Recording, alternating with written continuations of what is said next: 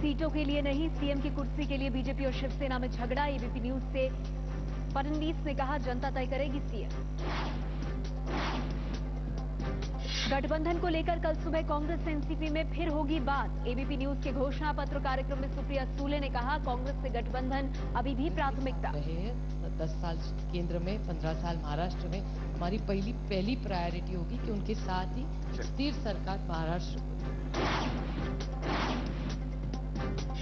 मंगल की ओर भारत का एक कदम और आगे बढ़ा। लिक्विड इंजन का परीक्षण सफल रहा। 24 सितंबर को मंगल की कक्षा में पहुंचेगा मंगलयान।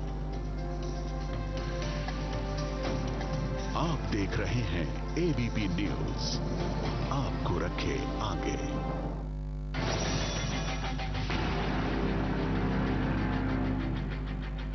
लोकसभा चुनाव के बाद अब देश के 4 राज्य विधानसभा चुनाव की तरफ बढ़ रहे हैं। लोकसभा चुनाव जीतने वाली बीजेपी की ये पहली बड़ी परीक्षा है। चुनाव के बाद कैसे बदलेगी राज्यों की सूरत, एबीपी न्यूज पर पेश है घोषणा पत्र। नमस्कार। महाराष्ट्र की सियासत करवट बदल रही है। संभवतः कुछ क्रांतिकारी चीजें भी सामने उभर कर आ सकती हैं। इस बीच सियासत की अगली पीढ़ी तैयार हो रही है। आज घोषणा पत्र में हमारे साथ मराठा क्षत्रप शरद पवार की बेटी सुप्रिया सुले, जो उनकी उत्तराधिकारी हैं। हालांकि इसमें भी कुछ पेच है हल्का सा। इससे पहले कि मैं सुप्रिया जी को आमंत्रित करूं मंच पर, आइए सबसे पहले देखते हैं उनकी पॉलिटिकल करियर पर यह रिपोर्ट।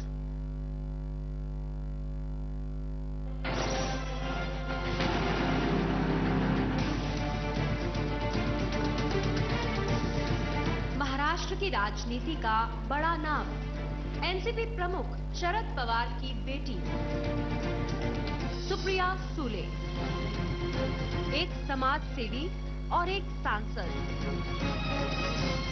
उम्र 45 साल। 2006 में पहली बार राज्यसभा के लिए चुनी गईं। 2009 में बारामती से लोकसभा सांसद बनी। 2014 में लगातार दूसरी बार लोकसभा पहुंची। महिलाओं से जुड़े मुद्दे हों या बच्चों की शिक्षा से जुड़ी बात हो, सुप्रिया सुले की आवाज ऐसी हर जगह सुनाई पड़ती है। सुप्रिया सुले को कन्या भ्रूण हत्या के खिलाफ पूरे महाराष्ट्र में अभियान चलाने का श्रेय जाता है। महाराष्ट्र में महिला सुरक्षा को लेकर अभियान चलाया। बच्चों को अच्छी शिक्षा मिले, इसको लेकर मुहिम चलाई।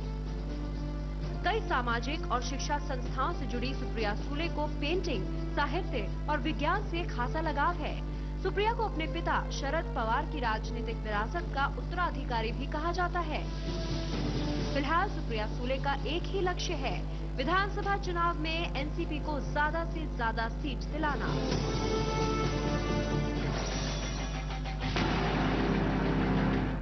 तो हमारे बीच सुप्रिया सुले हैं। सुप्रिया जी, मैं आपको आमंत्रित करना चाहूंगा मंच पर।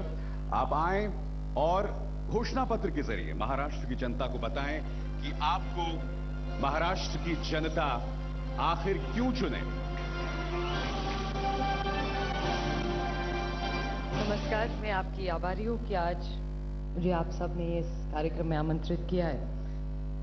मैं तो शुरुआत में एक खुलासा करना चाहती हूँ कि पवार साहब की वारिसदार आपने मुझे जो कहा है, मेरे ख्याल से शुरू में एक चीज मैं कहना चाहती हूँ कि पॉलिटिक्स में कोई वारिसदार नहीं होता। आप पवार साहब का काम अगर देखें तो वाईबी चव्हाण जी, जो महाराष्ट्र के पहले मुख्यमंत्री थे, उनका पुत्र पवार साहब को माना जाता है। पवार साहब का और चव्हाण साहब का सिर्फ प्यार का, विचारों का रिश्ता है, खून का कोई रिश्ता नहीं है। और मेरे ख्याल से पब्लिक लाइफ की जो विरासत होती है वो विचारों से, काम से आती है, वो सिर्फ खून से नहीं आती। पवार साहब का उत्तराधिकारी कौन होगा, इस देश की जनता चुनेगी। वो शायद मैं हो सकती हूँ, मेरे भाई हो सकते हैं, या राष्ट्रवादी कांग्रेस पक्ष के एक कार्यकर्ता या अनेक कार्यकर्ता भी हो सकता है। तो शुरू में यह साफ कर दूं कि उनकी ऐसी कोई विरासत नहीं है। शायद प्रॉपर्टी में मैं हिस्सा जरूर मांग सकती हूँ, लेकिन उनका जो पब्लिक लाइफ का है वो जनता तय करेगी कि कौन होगा। मैं इस कार्यक्रम में मेरी पार्टी की तरफ से आज आई हूँ और जो लोकसभा में हुआ, जो गलतियां हमसे हुई, शायद हमारा काम सब तक पहुंच नहीं पाया, इसके कारण हम थोड़े से पीछे रह गए। और स्टेट्स में जो हमारी सरकार ने 15 साल से बहुत अच्छा काम किया है, वो लोगों तक कैसा पहुंचे, इसकी कोशिश हमारी रहेगी। और अगले 1 घंटे में आप जो सवाल करेंगे, मैं उसका जवाब ज़रूर आपको देना चाहूँगी। लेकिन मैं आपको सामने यही कहना चाहती हूँ कि महाराष्ट्र को 1 नंबर पे कोई रख सकता है। जो यहाँ जब मैं बैठी थी तो एक महिला ने मुझे कहा, जब भी मैं मुंबई आती हूँ तो मुझे लगता है कि मैं मेरी माँ के पास आई हूँ, ये मुंबई मेरी जान है। और तब मुझे याद आया कि ये सच बात है कि मुंबई जैसी जो सिटी है, आज कहीं भी आप कितनी भी डेवलपमेंट की बात हो, मुंबई जो एक देश की आइडेंटिटी है, वो कहीं नहीं है जिस देश में। सुप्रिया जी, अब मैं आपको आमंत्रित करना चाहूंगा, आप स्थान ग्रहण करें और ये जो तमाम दावे हैं उसे परखेंगे हमारे तमाम एक्सपर्ट्स। माइक कृपया जरूर लें कि आपकी ऑडियो का सोर्स ही है। और आइए एबीपी न्यूज पर हम सामने रखते हैं अपना पहला सवाल। आप और अजीत पवार में से शरद पवार का उत्तराधिकारी कौन है? ये बात तो तय है कि आपको यशवंतराव चव्हाण प्रतिष्ठान का प्रमुख बना दिया गया है। नहीं, मैं प्रमुख नहीं हूँ, फादर है अभी प्रमुख। हाँ, मगर क्या ये बात सही नहीं है कि जब पवार साहब ने इस्तीफा दिया था तो आपके और उनके बीच जो तनाव थे वो एक बहुत बड़ा किरदार निभा रहा था? मेरे और पवार साहब के बीच में तनाव थे? वो अजीत दादा के और मेरे बीच में तनाव थे? किसने कहा आपको? क्या ये हकीकत नहीं है? Absolutely not. और वो जब उन्होंने डीसीएम का दिया था, नहीं बिल्कुल नहीं। ऐसा है कि महाराष्ट्र में एक बड़ी फैमिली है, ऐसे ही आप लोगों ने बोल बोल के उन दोनों में झगड़ा लगाया है। हमारा ऐसा नहीं है। मेरे भाई के बारे में मेरे मन में सिर्फ प्यार और श्रद्धा है, और हम दोनों भी पार्टी में कार्यकर्ता के रूप में काम करते हैं, और इसमें पर्सनल एजेंडा नहीं होता। हम सामाजिक काम के लिए, सामाजिक परिवर्तन के लिए पॉलिटिक्स में आए हैं, पर्सनल एजेंडाज के लिए नहीं आए हैं। तो हमारे दोनों में सिर्फ प्यार ही है, और हम दोनों एक दूसरे को अच्छा कॉम्प्लीमेंट करते हैं। आपको नहीं लगता कि आप अजीत पवार जो हैं अपने आप में एक पॉलिटिकल एम्बैरेसमेंट बनते जा रहे हैं एनसीपी के लिए, खासकर भ्रष्टाचार के तमाम जो आरोप हैं जिस पर आपकी सरकारी समितियों ने तल्ख टिप्पणियां की हैं? तो ऐसे में बहुत आसान नहीं है सुप्रिया सुले को उत्तराधिकारी बना देना एनसीपी का? नहीं, एक तो बात ऐसी है कि जो काम करता है ना, उससे ही गलतियां होती। मैं मानती हूँ उनसे गलतियां हुई, हर एक से गलती होती है। आपका भी इतना बड़ा चैनल है, आप काम करते हैं, इससे कभी ना कभी हो जाती है गलती। वैसे ही हम लोग जब काम करते हैं कुछ गलतियां हो जाती है, और उन्होंने एक बार गलती जरूर की है, महाराष्ट्र से भी माफी मांगी थी। और जिस आरोपों की आप बात कर रहे हैं, ऐसे महाराष्ट्र में कई ऐसे लोग हैं जो सिर्फ पवार फैमिली पे कुछ ऐसे आरोप कर करके उनका पॉलिटिकल एग्जिस्टेंस होता है। तो जो मेरे भाई के खिलाफ भी जो हुए, उस पर एक डिटेल इंक्वायरी हो चुकी है, असेंबली में बहुत बड़ा डिस्कशन हो चुका है, चितले कमेटी में भी आपने पढ़ा होगा। तो इस हिसाब में ऐसा होता है कि जिसका सबको थोड़ा सा डर होता है, उसी के ऊपर तो ये सब उछाला जाता है। और आपको याद होगा 20 साल पहले बहुत सारे सीनियर लोग मुझे सामने दिख रहे हैं, 95 के इलेक्शन में पवार साहब के खिलाफ ऐसा ही चलाया था। 20 साल हो गए, सबकी सरकार आई, इंक्वायरी हुई, क्या निकला उसमें? कुछ भी नहीं। और इतना भी नहीं, आगे चल के जिनकी सरकार 95 में महाराष्ट्र में आई, उन्होंने कोर्ट में लिख के दिया है कि हमने जो एलिगेशंस पवार साहब के खिलाफ किए थे वो पॉलिटिकली मोटिवेटेड। अभी आपने चितड़ी कमेटी की रिपोर्ट का जिक्र किया है। ये महाराष्ट्र में 17,000 करोड़ का घोटाला के रूप में जो घोटाला आया है, उसमें चितड़ी कमेटी ने भी एग्री किया है कि जो इरिगेशन सर्वे रिपोर्ट में बताई गई थी 0.1% वही हुई है। उनके हिसाब से 2.43 लाख हेक्टेयर्स का जो फिगर दिया गया, उसमें से 2.31 hectares is of no use, वो दिखाने के लिए है। लेकिन वो पब्लिक नहीं की गई, उसके ऊपर अब फिर अपोजिशन के ऊपर आरोप लगे गए। सवाल ये है कि जो प्रोजेक्ट 128 करोड़ का होता है, 7 महीने के अंदर देश में ऐसा क्या परिवर्तन आता है कीमतों में कि वो प्रोजेक्ट उठ के 1800 करोड़ का हो जाता है, फिर 2000 करोड़ का हो जाता है, और फिर 26-22 करोड़ तक पहुंचते हैं। अभी अभी आप ही के मंत्रालय के पास इरिगेशन डिपार्टमेंट है। अभी चुनाव के पहले गोशी खुर्द जो प्रोजेक्ट चल रहा है, उसमें उस कैनल के टेंडर्स के लिए 1000 करोड़ के कैनल के टेंडर के लिए जो बात निकली है, जो टेंडर फ्लोट होने थे वो रोके गए, लेकिन जहां जमीन एक्वायर नहीं हुई, जहां एनवायरमेंटल क्लियरेंस नहीं था, उसके लिए टेंडर, उसके पहले टेंडर घोषित किए गए। आपको नहीं लगता कि कहीं ना कहीं इसमें भ्रष्टाचार हुआ है? नहीं, भ्रष्टाचार की इंक्वायरी के लिए हम पूरी तरह खुले हैं और भी कोई करना चाहे तो जरूर हम उस पर करेंगे। आप देखिए, एक तो पहली चीज है, ये 70,000 करोड़ का नंबर कहाँ से आया हमको भी, सबको भी पता नहीं है, क्योंकि इतना इन्वेस्टमेंट हुआ ही नहीं है। अभी जो आ रहा है वो बड़े बड़े फिगर आ रहा है। परसों मैंने किसी का भाषण सुना कि 11,000 करोड़, 1 लाख करोड़ ऐसा कुछ कोई बोल के गए। इतना महाराष्ट्र का 10 साल का भी बजट नहीं है, तो इतना भ्रष्टाचार हो ही कैसे सकता है। और वैसा ही ये 70,000 करोड़ का जो आप बोल रहे हैं, पूरी इन्वेस्टमेंट 30,000 करोड़ की है, 70,000 की है ही नहीं। मैं मानती हूँ कि एलिगेशंस हुए हैं, लेकिन उसकी एक डिटेल इंक्वायरी होनी चाहिए, इतना ही मेरा कहना है। एक, और हम ओपन है किसी भी इंक्वायरी के। और एनवायरमेंट क्लियरेंस की जो आपने बात की, उनकी सिर्फ कोशिश ऐसी थी कि काम जल्द से जल्द हो। 2009 में 38 प्रोजेक्ट्स थे जो विदर्भ के थे, उसका कॉस्टिंग था 6,672 करोड़ रुपए, वो बढ़कर 7 महीने में 26,722 करोड़ रुपए हुआ। ये एस्केलेशन किस आधार पे? और इस एस्केलेशन को खुद सरकारी समितियां मान रही हैं कि मतलब 100 करोड़ का बजट है वो बढ़ के 1,322 करोड़ हो जाता है। और न सिर्फ लोअर पेनगंगा प्रोजेक्ट, बुल्ढाना का प्रोजेक्ट था, उसमें भी ऐसा एस्केलेशन आया जो अपने आप में कीर्तिमान स्थापित कर रहा था। नहीं, ये एस्केलेशन क्यों आता है? क्योंकि जब प्रोजेक्ट शुरुआत की जाती है उसमें लैंड बढ़ता है, कॉस्ट बाकियां बढ़ती है, क्योंकि ये टाइम फ्रेम में खत्म नहीं हुए हैं सारे। बहुत जगह ऐसे हुआ है कि बहुत सारे प्रोजेक्ट साइमल्टेनियसली शुरू हुए, तो हर जगह थोड़ा ना थोड़ा कुछ दिक्कत आ गई, एक्विजिशन में डिले हो गया और टाइम बाउंड नहीं थे। इसलिए आगे हम जो करेंगे वो टाइम बाउंड प्रोग्राम ही होगा। आपको पता है, ये जो टेक्नोलॉजी इन सभी डैमों में इस्तेमाल हुई है वो बहुत ही ज्यादा आउटडेटेड है।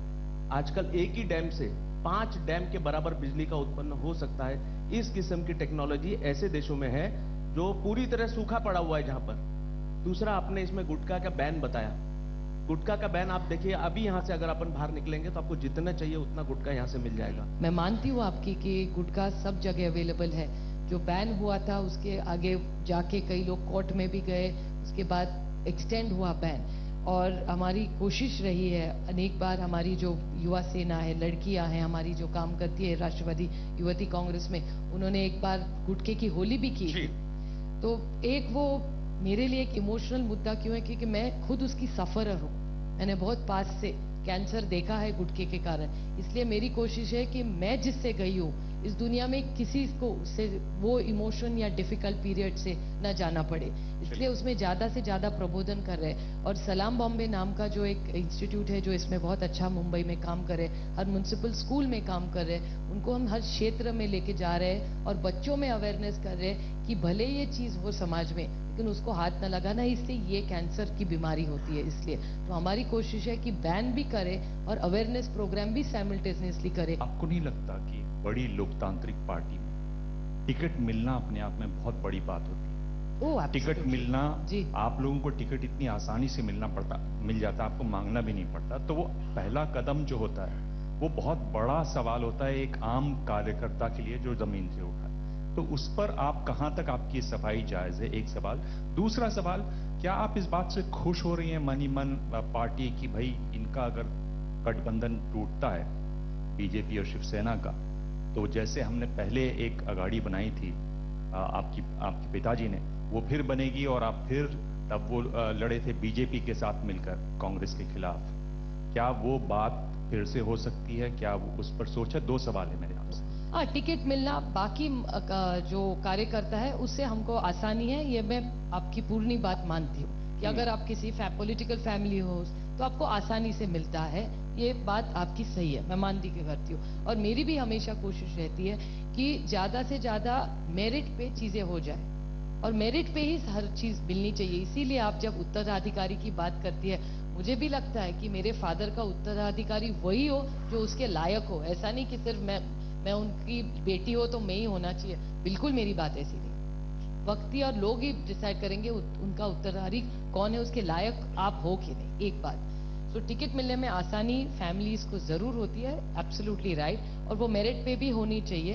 ये भी मैं आपकी बात मानती हूँ। और इन अ वे इतना अवेयरनेस आजकल हो गया है कि एक्चुअली उल्टा हो गया है कि आप अगर किसी के हो तो आपके 50% वोट उसी के कारण कम होते हैं, क्योंकि आपका कोई रिश्तेदार पॉलिटिक्स में है। तो आजकल हवा भी हमारे खिलाफ बहुत ज्यादा हो गई है। दूसरा जो मुद्दा था कि क्या 84 वाला इतिहास दोहराया जाएगा?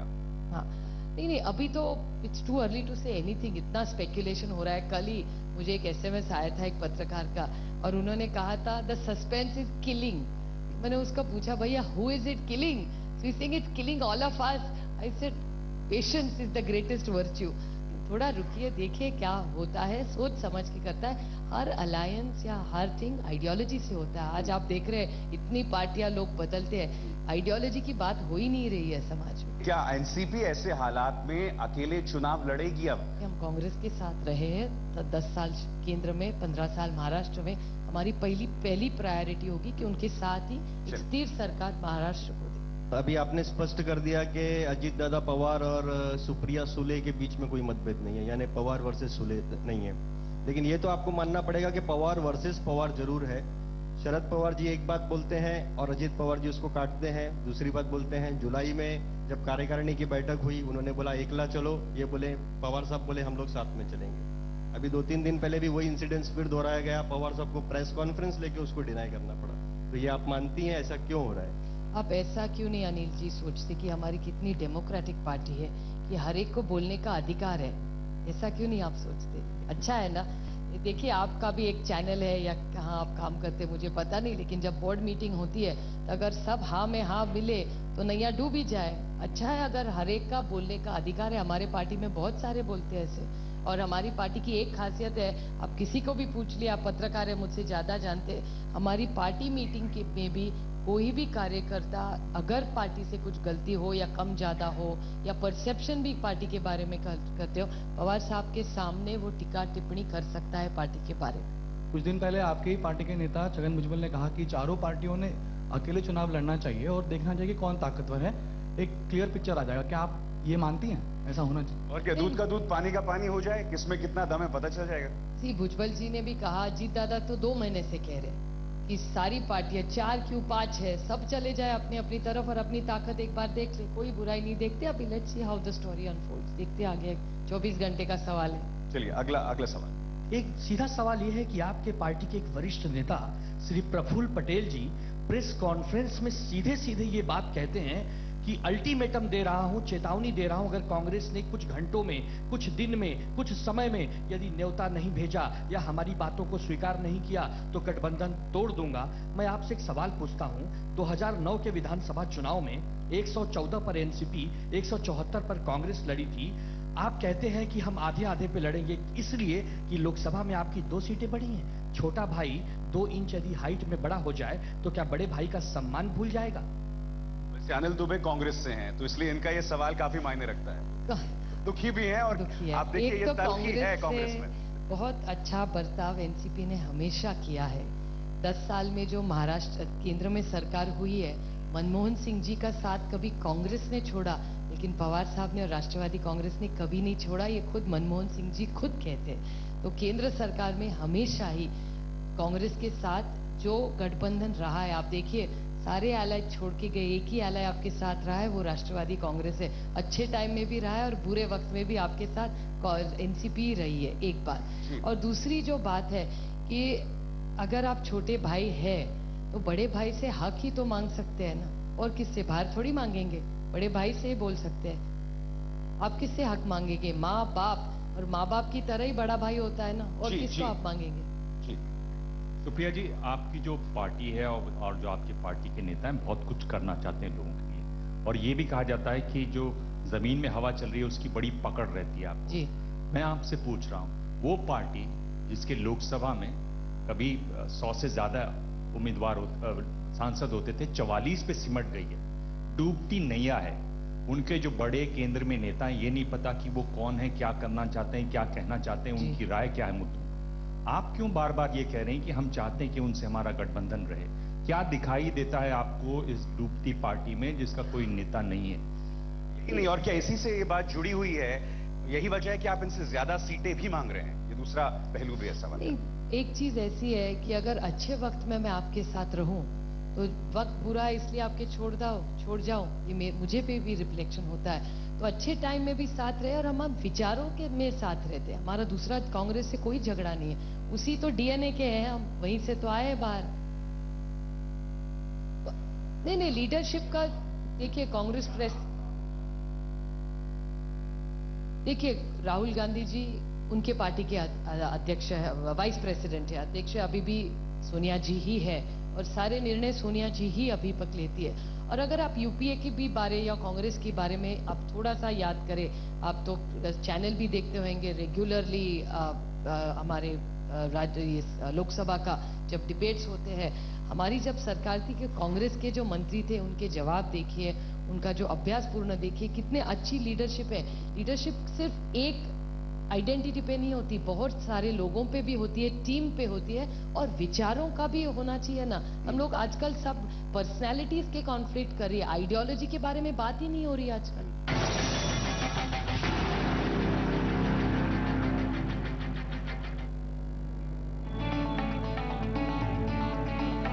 एबीपी न्यूज पर आज देखिए, रात 9 बजे शिवसेना बीजेपी में मुख्यमंत्री की लड़ाई, 9:30 बजे उपवास में अमेरिका दौरा, रात 10 बजे 24 घंटे 24 रिपोर्टर और 10:30 बजे बिना ब्रेक के 101 फटाफट खबरें।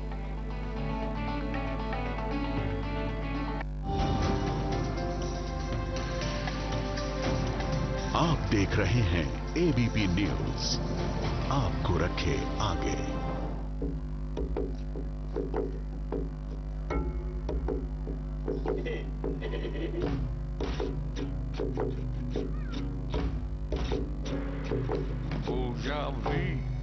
Jamais amante, gustavi pari more,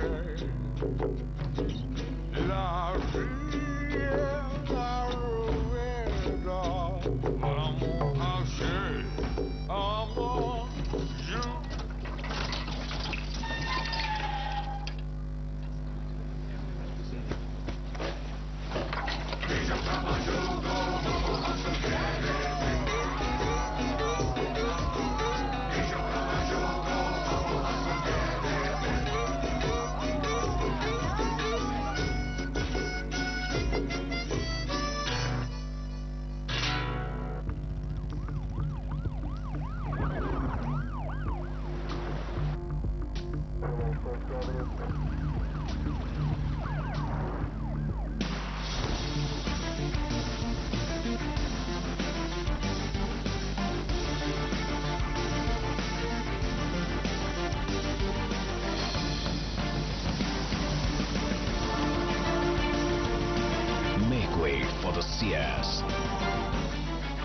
किस्मत ने मिलाया जिन्हें, क्या दिल भी मिलेंगे उनके। हमसफर्स आज से सोमवार से गुरुवार रात 10:30 बजे सिर्फ सोनी पर। छोटी गाड़ी में एयरबैग्स होंगे क्या? नई एसयूवी कितने में आएगी? 1.3 लीटर इंजन लूं कि 1.6? सवाल जो भी हो पूछो कार एक्सपर्ट को, कारवाले.com। सूर्या एलईडी के संग बदलो जीने का रंग, पूरी दुनिया करे रोशन। Light of the nation, Surya. बेगम, ताजमहल जरूर बनेगा। मैं नहीं जानती। जाओ कहीं से भी ढूंढ के लाओ जमीन। मिल गई जहाँ पना। प्लॉट्स, ऑफिसेज, फ्लैट सब है 99acres.com पे, जहाँ पना Babar road, Humayun road, Akbar road. Property जो बिकती है पहले ही यहाँ दिखती है। Buy sell rent at 99acres.com।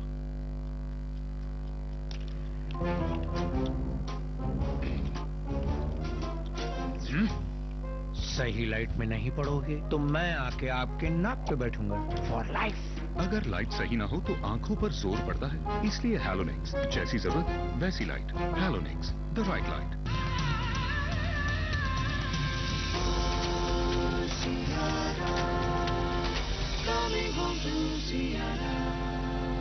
अगले 24 घंटे तक कोई फ्लाइट नहीं जाएगी और तनु का मैंने प्रॉमिस किया था। डोंट वरी, मैं हूँ मिस्टर वर्मा।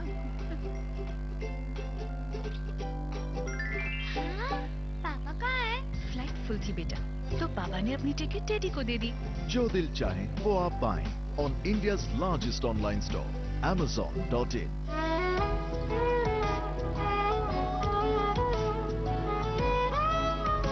कजारिया टाइल्स, जो देखे वो दीवाना।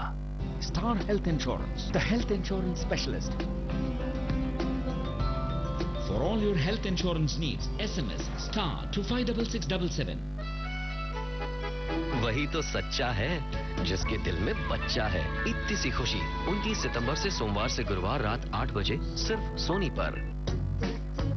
प्लीज यार मेरे पिक्स अपलोड मत करना। अब स्टार नहीं स्टार दिखेगा। Multiplay with simple gestures on a Panasonic P81. Multiplay, the new experience in smartphones. Panasonic. High grade 316 stainless steel hardware products और भारत की एकमात्र कंपनी जिसे मिला है national award for the best quality products. मेरा भरोसा सिर्फ किच।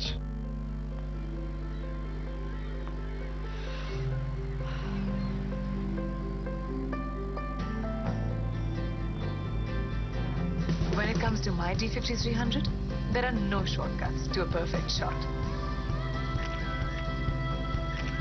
And when it comes to my inspiration, I give angles to action.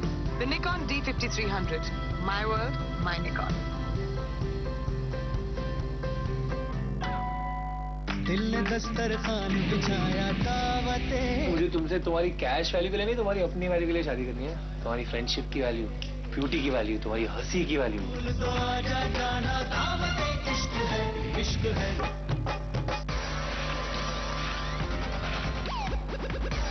Fans को मेरा परफॉर्मेंस पसंद है और मुझे इसका। फैंस मेरे स्टाइल पे फिदा है और मैं इसके। फैंस मेरे साथ वक्त बिताना चाहते हैं, मैं इसके साथ। लोग मेरे फैन हैं और मैं फैन हूँ इंटेक्स एक्वा स्टाइल की। Intex.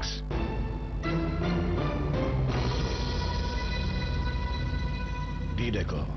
Live beautiful. Your room next. देश मेरे दे अंदाजे दे पल्ले रह गया धोखा। किते हरां दी मार पै गई, किते मार गया सोका। ढेरी टाके ना बैठो, बड़ भंबड़ मचो। चलो बहीरा करो। 25 ਸਤੰਬਰ ਸੋਕਾ ਰਹਿਤ ਝੋਨੇ ਦੇ ਪਾ ਲਈ ਅਤੇ ਕਿਸਾਨਾਂ ਦੀਆਂ ਪੈਨਸ਼ਨਾਂ ਦੇ ਲਈ ਸਵੇਰੇ 9 ਵਜੇ ਗੁਰਦੁਆਰਾ ਬੰਗਲਾ ਸਾਹਿਬ ਦਿੱਲੀ पहुंच। हेलो, चैनल बेशक स्टैंडर्ड हो पर आपका इंप्रेशन हो सकता है हाई डेफिनेशन। घर पे लगाइए Nerolac impression high definition colours और बढ़ाइए अपना impression. Headlines brought to you by Fine Cure Pharmaceuticals, making lives healthier.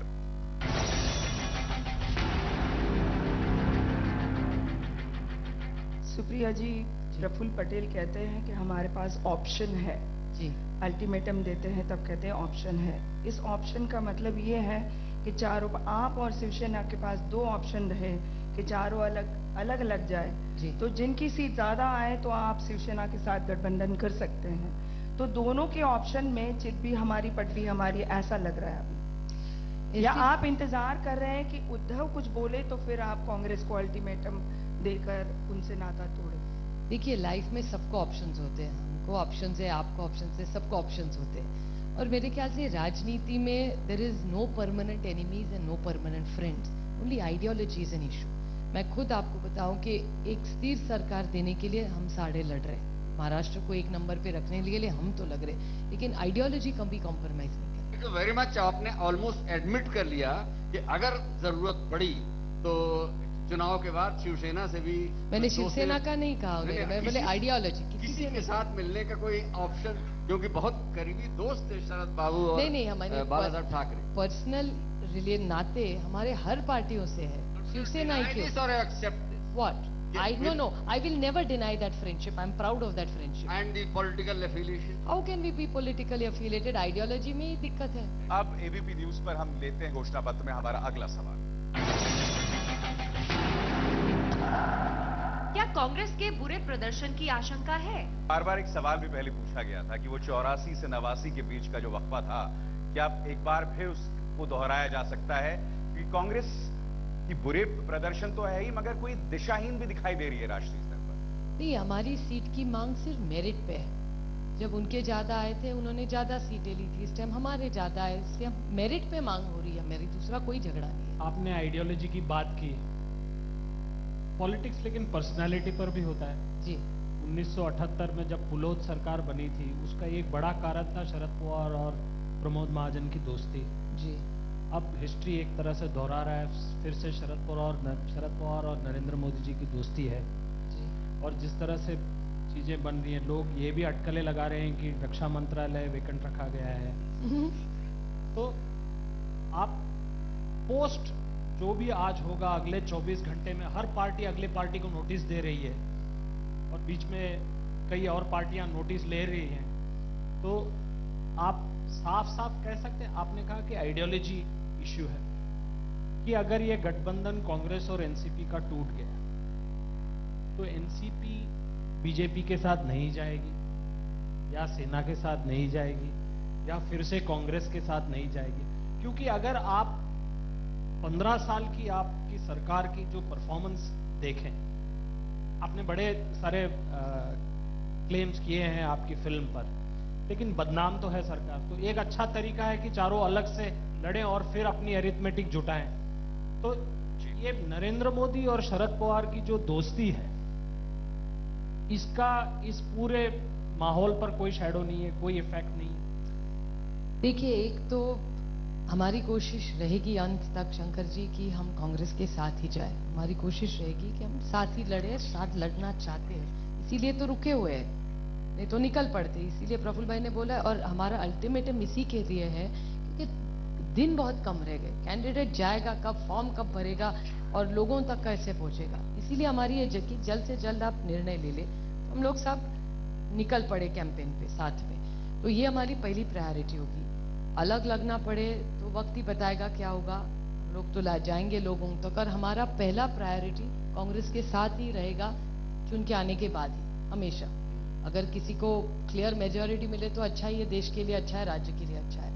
तो ऐसे अलग लड़े और हमको भी मिल जाए तो अच्छी बात है, ना मिले तो गठबंधन करने के लिए प्रायोरिटी हमेशा हमारी कांग्रेस की ही होगी। और पर्सनल रिलेशनशिप्स तो हमारे सारे पार्टियों से हैं, हमारी फैमिली के, तो इसलिए। और आपको भी याद होगा, आप इलेक्शन बहुत साल से महाराष्ट्र में फॉलो कर रहे हैं, हमारा ठाकरे फैमिली का जो दोस्ती है हमने कभी छिपाई नहीं है। और जितनी टीका टिप्पणी दिलदार तरीके से एक मित्र होने से जो बाला साहब ठाकरे जी ने पवार साहब पे की, और पवार साहब ने भी उतनी ही की है, लेकिन उनका जो एजेंडा था वो कभी कॉम्प्रोमाइज दोनों ने नहीं किया। सुप्रिया जी, जब आप कहती हैं पहली प्रायोरिटी कांग्रेस ही है, तो इसमें विचारधारा कहाँ गई? जब आप दूसरी प्रायोरिटी पे शिवसेना या बीजेपी को रख रहे हैं? ओनली प्रायोरिटी नहीं, अभी आपने पहली प्रायोरिटी कहा, यानी कि नहीं, पहली प्रायोरिटी होती है अगर अकेले गए तो अकेली ही सरकार बनाना चाहेंगे, क्यों फिर किसी के साथ जाए, वो एक पहली प्रायोरिटी। और सेकंड प्रायोरिटी फिर कांग्रेस के साथ रहना चाहते हैं और हम लोग अकेला नहीं जाना चाहते। मैं फिर से बोलना चाहती हूँ कि हम ये रिश्ता निभाना चाहते हैं। अक्सर आपका नाम महाराष्ट्र के मुख्यमंत्री के लिए लिया जाता है। जिस तरह से लोकसभा में आपने ज्यादा सीट जीती, अगर विधानसभा में आप कांग्रेस से बैक करके लड़ते हैं और विधानसभा में आपकी सीट ज्यादा आती है, तो क्या सुप्रिया सुले को हम पहली महिला मुख्यमंत्री के रूप में महाराष्ट्र में देख सकते हैं? एक तो मैं ये इलेक्शन चुनाव लड़ने नहीं वाली, मैं तो केंद्र में काम कर रही हूँ, तो पहली बात है। दूसरी बात है कि आपको लग रहा है हमारी ज्यादा सीट है इसलिए मैं आपकी आभारी हूँ। तीसरी बात ऐसी है कि मैं टोकनिज्म में नहीं बिलीव करती। किसी की एक औरत मुख्यमंत्री होने के कारण ये उत्तर प्रदेश में 4 बार औरत बनी है, तो ऐसा हाल आपको लगता है कि उत्तर प्रदेश की हर महिला सेफ है, उसके लिए सब बहुत अच्छा चल रहा है और महाराष्ट्र में मुख्यमंत्री महिला नहीं हुई इसलिए इधर पीछे है। और यहाँ जो डिसीजंस महिलाओं के बारे में, आरक्षण के बारे में लिए थे, वो लिए थे मेरे फादर ने, जो एक पुरुष है। तो इसीलिए टोकनिज्म में किसी के पर्सनल एजेंडे के लिए आप मुख्यमंत्री बने, उसमें नहीं मैं बिलीव करती। उस हिसाब से मुझे लगता है कि कोई भी आए वो महिला सुरक्षितता, महिला इसमें ज्यादा अगर काम करे, वो महिला हो या पुरुष, क्या फर्क पड़ता है। एक तो हमारे पार्टी में जगह ही नहीं है, हमारे पार्टी में बहुत सारे नेता है और मैं खुद अगर मेरिट की बात उनको करती हूँ तो इस बारे में मेरिट, एक्सपीरियंस और गवर्नेंस को मैं आपको खुद का उदाहरण दूं। मैं पहली बार चुन के आई थी, राज्यसभा में गई थी, उसके बाद पहली बार जब लोकसभा चुन के आई तब नल पानी योजना कौन सी होनी चाहिए, उसमें काम किसको जाना है, ये किसके पास ये काम जाए, पंचायत समिति का है कि जिला परिषद का है, आमदार का है। तो एक्सपीरियंस और गवर्नेंस अगर आपको मुख्यमंत्री होना चाहिए तो इस चीज की बहुत जरूरत है। आपको फील्ड में भी काम करना चाहिए और प्रशासन में ही काम करना है, तभी आप अच्छा लीडर, चीफ मिनिस्टर या प्राइम मिनिस्टर बन सकते हैं। तो घोषणा पत्र में आइए अब रुख करते हैं हमारे अगले सवाल का। महाराष्ट्र में मोदी लहर को कैसे रोकेगी एनसीपी?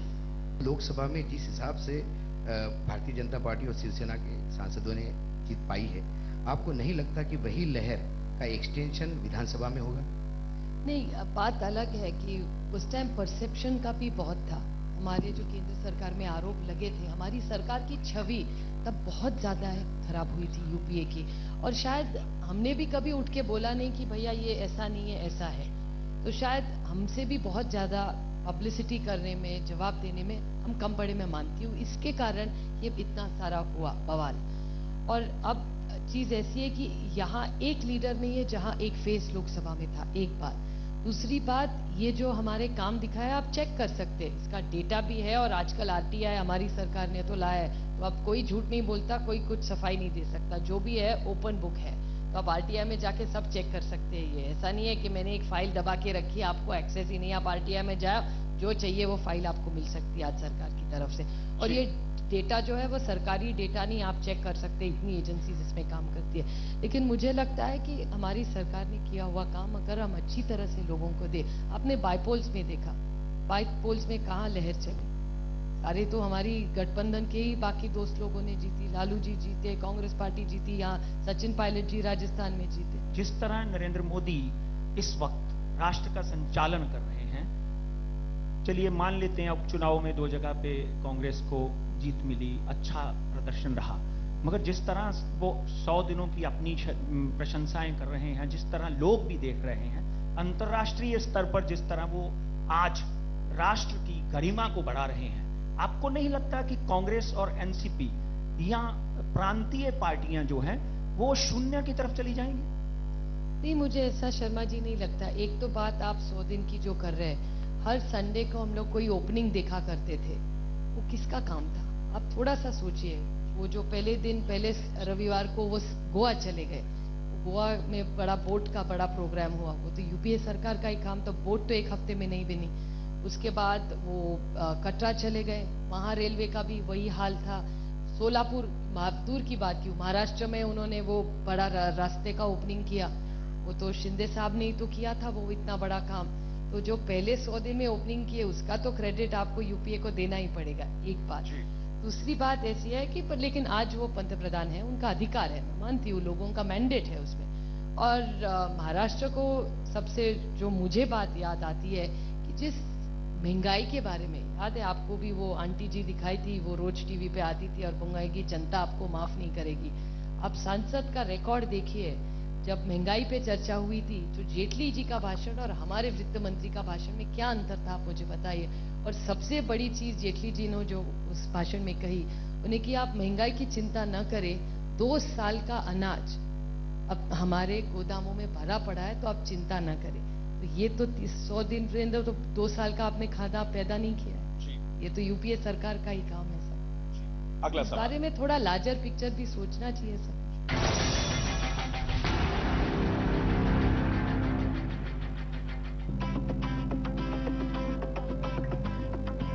बीजेपी 130 सीटों की मांग पर अड़ी, शिवसेना राजी नहीं। कांग्रेस एनसीपी में गठबंधन पर कल होगी बातचीत और मिशन मंगल की ओर बढ़े कदम, तय समय में स्टार्ट हुआ engine.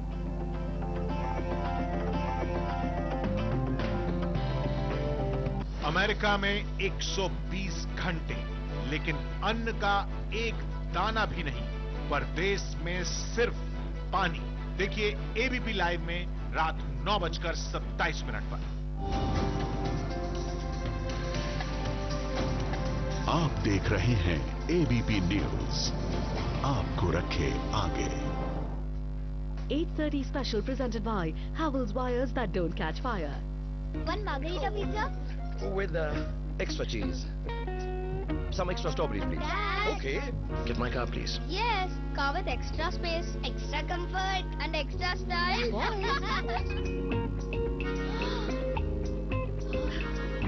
Extra surprise? The real family sedan for those who want extra space, extra comfort, extra style, and even extra love. Hyundai Accent multiplies your life. Hyundai. इनकी अदाएं हैं जुदा, क्या इन्हें मिलाएगा खुदा? हम सफर्स आज से सोमवार से गुरुवार रात 10:30 बजे सिर्फ सोनी पर। पैडलॉक्स की दुनिया में लेटेस्ट और super high tech link extreme 10 lakh के कॉम्बिनेशन में, जिसकी बॉडी इतनी मजबूत है कि गोली भी बेअसर है और टेंसाइल स्ट्रेंथ 24 टन से भी ज्यादा है। लाखों का माल किसके भरोसे? Link locks. आज तक नहीं किया। एक बार होने वाला था, वो नहीं हुआ। अरे पर जीतने का क्या? जीतने में नहीं, जीने में स्वाद है। पारस दूध के हर सेहत भरे घूंट में बसा है जिंदगी का भरपूर रस। पारस डेयरी, जीने का स्वाद। हेलो, चैनल बेशक स्टैंडर्ड हो, पर आपका इंप्रेशन हो सकता है हाई डेफिनेशन। घर पे लगाइए Nerolac impressions high definition colours और बढ़ाइए अपना इंप्रेशन। फेना से चकाचौंध सफेदी हुई आसान, अब चमकेगा हिंदुस्तान। फेना ही लेना। अब 4 फेना महाबार पर 2 रुपए की बचत, जल्दी कीजिए। Your continuous trust and support has been making us grow year on year. Star Health Insurance, for all the health insurance needs. Star Health Insurance, the health insurance specialist.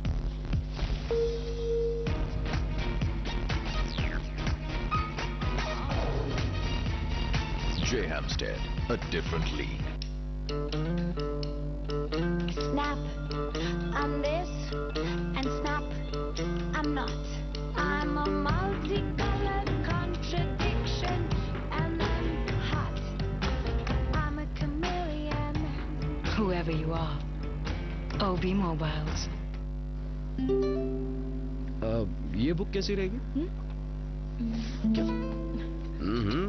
नई गाड़ी है। अरे ये तो हमारे जैसे लग रहे हैं ना। आलीशान घर, वर्ल्ड टूर, बच्चे और शानदार रिटायरमेंट। ये स्टोरी तो काफी खुशियों से भरी लगती है, बिल्कुल वेकेशन जैसी। काफी लंबी छुट्टी लगती है। हाँ, यही कोई 35-40 साल। मिस्टर हस्बैंड, आने वाले कल के बारे में तो सोच लिया? आज का लास्ट पेज पे है ना। जब लंबी लाइफ वेल प्लान्ड हो तो कल खूबसूरत होना ही है। इसीलिए प्रोटेक्शन, सेविंग्स और investment plans from Exide life insurance.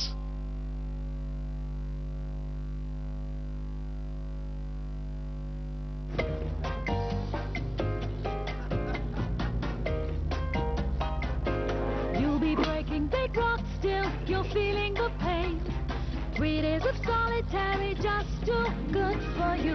Taking my Schmitz and let's make it a crime. Even hardcore jailbirds think that it's fine.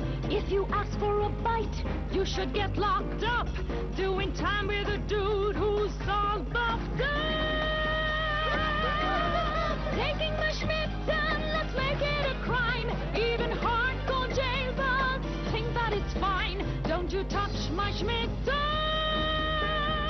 Schmitten, luxury chocolates. Love to love it.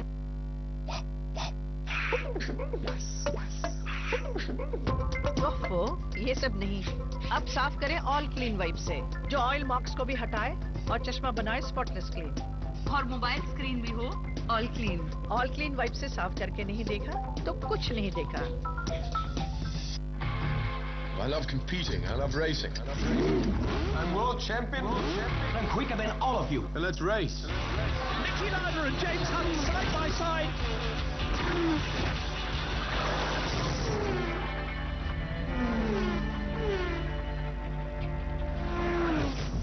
अगर आप भी बनना चाहते हैं favourite सबका, तो ले आइए आज ही फूड प्रोसेसर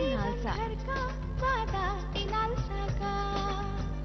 मेरे लिए सिर्फ साफी। इसके 28 हर्ब्स जैसे नीम, सेना, रेवल चीनी और चिरेता का अनोखा फॉर्मूला रक्त को साफ कर पिंपल का जड़ से इलाज करे। सिर्फ 21 दिनों में हमदर्द साफी। इंटरनेशनल सनी सनफ्लावर लाइट, इसमें पावर ऑफ 5, जो खाना बनाए हेल्दी एंड लाइट, ताकि इसकी हेल्थ फ्यूचर में भी बनी रहे। Sunny sunflower light.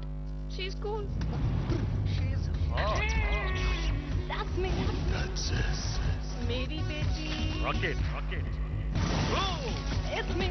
आपके फुल ऑन एटीट्यूड का फुल ऑन साथ दे नई Scooty Zest 110 with best in class features. New Scooty Zest 110. Live full, be you. That's me. देश मेरे दे अंदाजे दे पल्ले रह गया धोखा, किते हरां दी मार पै गई, किते मार गया सोका। ढेरी टाके ना बैठो, बड़ भंबड़ मचो, ਚਲੋ ਬਹੀਰਾ 25 ਸਤੰਬਰ ਸੋਕਾ ਰਹਿਤ ਝੋਨੇ ਦੇ ਭਾਅ ਲਈ ਅਤੇ ਕਿਸਾਨਾਂ ਦੀਆਂ ਪੈਨਸ਼ਨਾਂ ਦੇ ਲਈ ਸਵੇਰੇ 9 ਵਜੇ ਗੁਰਦੁਆਰਾ ਬੰਗਲਾ ਸਾਹਿਬ ਦਿੱਲੀ ਪਹੁੰਚੋ। ताजगी की शुरुआत मार्वल टी के साथ दिन खास ताजगी और जोश जगाए मेरी मार्वल येलो चाय। हर लम्हा नया हो जाए।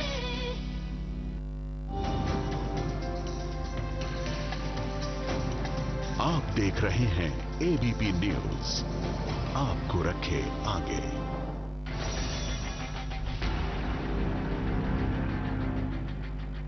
महाराष्ट्र में एनसीपी एक ही पार्टी है जिनके पास शरद पवार के कद का नेता है। इसके बावजूद 15 साल में आप अपना दायरा बढ़ा नहीं पाए हैं, ऐसा क्यों? और दूसरा ये कि आप आइडियोलॉजी की बात कर रही हैं, तो आपकी और कांग्रेस की आइडियोलॉजी में ऐसा क्या फर्क है कि आप लोग अलग अलग चुनाव लड़ रहे हैं? और दूसरा ये कि इतना आत्मविश्वास अभी आप में क्यों नहीं है कि आप अकेले ही चुनाव लड़ने की घोषणा कर दें? हमारा गठबंधन बहुत सालों से चलता आ रहा है और हम वोटों का विभाजन नहीं करना चाहते, इसलिए हम साथ जाना चाहते। लेकिन ऐसा नहीं है कि हम साथ जा नहीं सकते। अकेले जाना अगर पड़े तो जिम्मेदारी से जरूर जाएंगे, आत्मविश्वास जरूर हम में है, लेकिन एरोगेंस नहीं है। इसमें थोड़ा अंतर है कि आप एक रिश्ते में रहना चाहे या तोड़ना चाहे। मैं अकेला रह सकती हूँ, अकेले तो सब रह सकते हैं, लेकिन साथ में रहने में और मजा है। सुप्रिया जी, आपको नहीं लगता कि जनता देख रही है? वो कह रही है 10-12 सीटों के लिए आप एरोगेंस, ये तमाम जिस तरह की बातें कर रही है 10-12 सीटों के लिए, तो फिर कहाँ गई वो तमाम बड़ी बड़ी बातें जिसका बखान अब तक आप कर रही हैं? उसका एरोगेंस नहीं, हम मेरिट पे मांग कर रहे हैं और हमारा सिर्फ 10-12 सीटों के लिए। नहीं, ऐसे है कि हमारे वो इंटरनल इशू है, इसीलिए मैं कह रही हूँ कि टेलीविजन के कारण आज इतना सब बढ़ गया है। पहले भी ये चीजें होता करती थी, आप सारे सीनियर लोग हैं, सबको पता है क्या होता था पहले। हमें अलग लड़ना चाहिए, लगातार अजीत दादा बोल रहे हैं, और आप जब से कार्यक्रम चल रहा है तब से आप हर चीज में जस्टिफाई कर रही है कि नहीं, हमको साथ जाना चाहिए। क्या ये कंफ्यूजन जनता में बहुत बड़ी कंफ्यूजन ही नहीं, ये बताता है कि अजीत पवार और सुप्रिया सुले में कितने मतभेद हैं? नहीं, बिल्कुल नहीं, ये कंफ्यूजन बिल्कुल नहीं, आप इसको मिस इंटरप्रेट कर रहे हैं। आप जो शीशे से देख रहे हैं उसमें थोड़ी सी दिक्कत है। अब मैं बता दूं उनका क्या कहना है कि पहली प्रायोरिटी है कि गठबंधन रहे। उन्होंने, दादा ने भी यही कहा है। उन्होंने कहा है 144 मिलना चाहिए, उन्होंने ऐसा भाषण में कहा है। उसके बाद प्रफुल्ल भाई ने, हमारे यहाँ जो पटेल और पटेल फॉर्मूला सब दुनिया जानती है, वहां से अहमद भाई और यहाँ से प्रफुल्ल भाई, तो ये हमारी पटेल एंड पटेल कंपनी जो डिसाइड करते हैं। तो ऐसा होता है कि नेगोशिएशन में आप जाते हैं, तो 144 का प्रस्ताव हम लेके गए, उन्होंने कहा नहीं होगा, तो बोले हम रीस्ट्रक्चर कर सकते हैं, आप कितने सीट हमको देंगे। मेरिट पे ये सब चर्चा हो रही है। देखिए कि अभी वक्त ऐसा है कि ज्यादा से ज्यादा सीटें कौन चुन के आए, इसमें हमको दिक्कत है कि नंबर्स के गेम में नहीं अड़कना है कि 144 मतलब 144 ही, ऐसे नहीं। जितने ज्यादा सीट दोनों मिलके आए उसी के लिए तो लड़ाई हो रही है। जब आप जाते हैं लड़ाई तो जीतने के लिए जाते हैं ना। ये माना जाता है कि शरद पवार जी ने बारामती क्षेत्र में बहुत काम किया है जी, इसके बावजूद 4 लाख का मार्जिन इस बार 70,000 पे आ गया आपके नेतृत्व में, ऐसा क्यों? नहीं, उसकी जिम्मेदारी पवार साहब या कोई नहीं लेता, मैं खुद लेती हूँ क्योंकि मैं कैंडिडेट थी। और मैं मित्र पक्षों को भी नहीं बताऊंगी कि आपके कारण हुआ, उसकी पूरी ओनरशिप मैं लेती हूँ। उसके 2 कारण सबसे ज्यादा है जब आज मैं मुड़ के देखती हूँ। एक तो एक हमारे सरकार के खिलाफ जो एक वातावरण था इस देश में, वो एक बड़ी बात। और हमारे पार्टी में कई कई जगहों में, जैसे 2 मेरे सेक्टर्स हैं, वहाँ हमारे ही झगड़े हो रहे थे, मेरे ही कोई कार्यकर्ताओं के बीच में, उसका बहुत ज्यादा फटका मुझे लगा और इसलिए बहुत ये इस टाइम कम हुआ। हमारे राज्य के शरद पवार जी कृषि मंत्री थे और उस वक्त आंकड़ा महाराष्ट्र का नंबर 1 रहा फार्मर सुसाइड में। हर वर्ष 3000 किसान आत्महत्या किए। ये आंकड़े कभी कम होते नजर नहीं आए। अब आगे आप सत्ता में, अब इसके लिए क्या कोई कुछ कर? नहीं, ये हमारा बहुत बड़ा एजेंडा था। आपको 2009 का इलेक्शन याद होगा, वहाँ बहुत सारा काम 70,000 करोड़ का हमने लोन वेवर किया था और वहां से नंबर्स कम आए। डेटा ही बता रहा है, मैं आते। मेरा ख्याल है कि ये फार्मर सुसाइड ये एक नंबर्स की बात नहीं है, एक भी हो तो गलत है। और प्रशासन में अगर आप हो तो एक भी गलत चीज हो उसकी जिम्मेदारी हम लेते हैं और वो नहीं होना चाहिए। इसलिए हम बहुत सारी कोशिश किए, किसान क्रेडिट कार्ड्स किए हैं। अभी आप देखें कि जो लोन दिए जाते हैं उसका क्रेडिट फैसिलिटी में 0 इंटरेस्ट रेट किया है सिर्फ महाराष्ट्र में, और बहुत सारी ऐसी स्कीम्स हमने की है, लेकिन मैं उसकी पूरी जिम्मेदारी लेती हूँ। और अगर प्रशासन में अगर हो तो एक भी गलत चीज हो तो वो होनी नहीं चाहिए। वो नंबर्स के आंकड़े नहीं, बहुत दुखदायक होता है। बहुत बहुत शुक्रिया आपका सुप्रिया सुले, आप घोषणा पत्र में आई, आपका बहुत बहुत शुक्रिया। तो घोषणा पत्र में इसी तरह से खास मेहमानों का सिलसिला जारी रहेगा। बने रहिए एबीपी न्यूज के साथ।